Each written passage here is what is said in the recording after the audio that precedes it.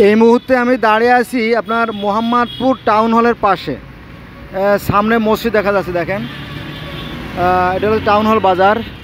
তো আমি হঠাৎ করে থমকে গেলাম একটা লেখনী দেখে। দেখেন এখানে, এই যে এখানে লেখা আছে যে স্বাধীন হোক মসজিদ, মন্দির, গির্জা, প্যাগোডা।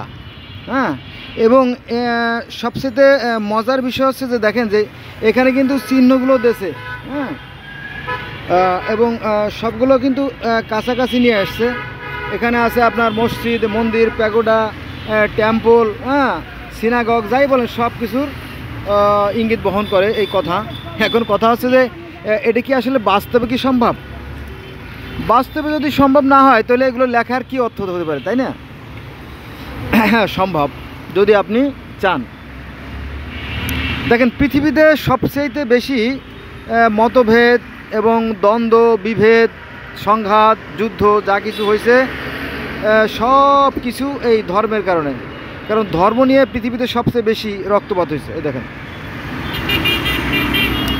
এখন যারা এইভাবে সাম্যের কথা বলে, ঐক্যের কথা বলে, যারা ভ্রাতৃত্বের কথা বলে, তাদেরকে আমরা বলি পাগল। কেন পাগল বলি? কারণ সবাই তার নিজের ধর্মকে শ্রেষ্ঠ মনে করে।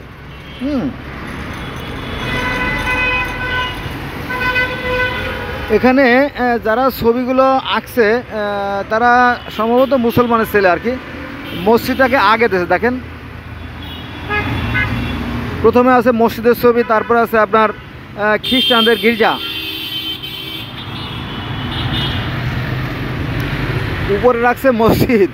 কারণ হচ্ছে কি, নিশ্চয়ই এখানে কোনো মুসলমানের ছেলেরা এটা লেখছে, কারণ হিন্দুর ছেলেরা এখানে লেখার কোনো সাহস পাবে না, এখানে আসতেই পারবে না।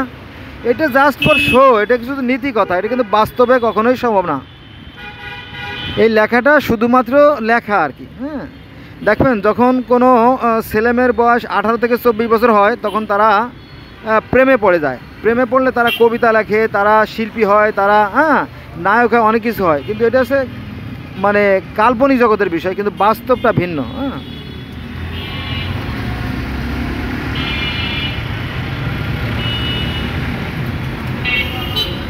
হ্যাঁ, তবে এই কথাটা যে কথাটা লেখছে এটা কিন্তু সাধক পুরুষ যারা মানুষে মানুষে বিভেদ সৃষ্টি করে না, যারা ধর্মে ধর্মে বিভেদ সৃষ্টি করে না, তাদের জন্য আবার খুবই প্রযোজ্য। অতএব আমি এই লেখাটাকে আপনার দুই দিক দিয়ে দেখতে পারেন। আর দেখলেও হবে না, লেখলেও হবে না, মানে কথাগুলো লেখলেও হবে না, দেখলেও হবে না, এটাকে বাস্তব যে প্রকাশ করতে হবে। আর বাস্তব যদি কেউ প্রয়োগ করে তাহলে সে মানুষের মধ্যে সে বিভেদ সৃষ্টি করতে পারবে না। আমি মাঝে মাঝে একটা গান গাই, জানেন তো?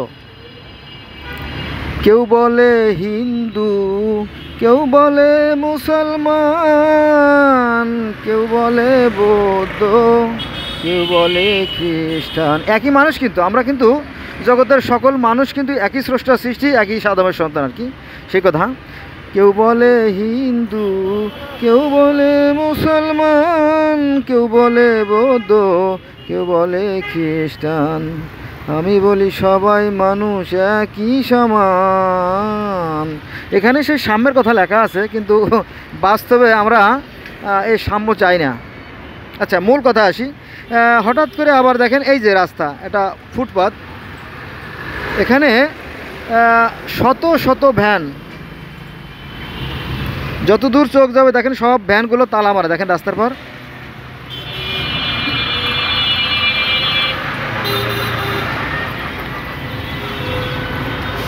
আমরা মুখে নীতি কথা বলি, কিন্তু বাস্তবে আমরা পালন করি না। এই ছোট একটা রাস্তা, এটা মানুষ চলার জন্য তৈরি করা হয়েছে, কিন্তু অত্যন্ত পরিতাপের বিষয় দেখেন ভ্যান দিয়ে এমনভাবে আটকে রাখা হয়েছে যে একজন মানুষও চলতে গেলে আরেকজন মানুষের গায়ের সাথে ধাক্কা লাগে। হ্যাঁ, এর বিষয় সবচেয়ে বড় কথা হচ্ছে আমাদের চরিত্র ভালো করতে হবে, কিন্তু সেই চরিত্র তো আমাদের মধ্যে নাই। সবচেয়ে বড় সমস্যা হচ্ছে এইখানে। হ্যাঁ, আসুন আমরা আমাদের সম্পর্কে চিন্তা করি, আমরা মানুষ হওয়ার চেষ্টা করি, আমরা মানবিক হওয়ার চেষ্টা করি।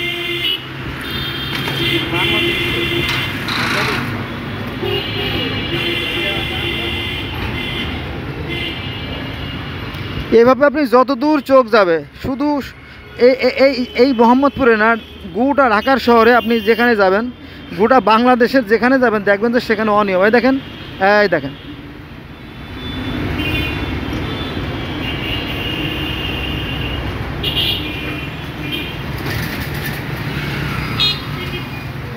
সামনে পিছে ডাইনে বামে সব জায়গা দুর্নীতি আর অনিয়ম। আমি এখন খুব সকালে বেরোইছি, ফাঁকা রাস্তা, আপনারা বুঝতে পারছেন ব্যাপারটা। নাহলে বোধহয় অনেক দৃশ্যই দেখাতে পারতাম না। এই দেখেন, ফুটপাত দখল করে একেবারে, এই যে ভাড়া হয়ে গেছে, অথচ তারা ভিতরে কিন্তু কাজ করতে পারতো ইচ্ছে করলে।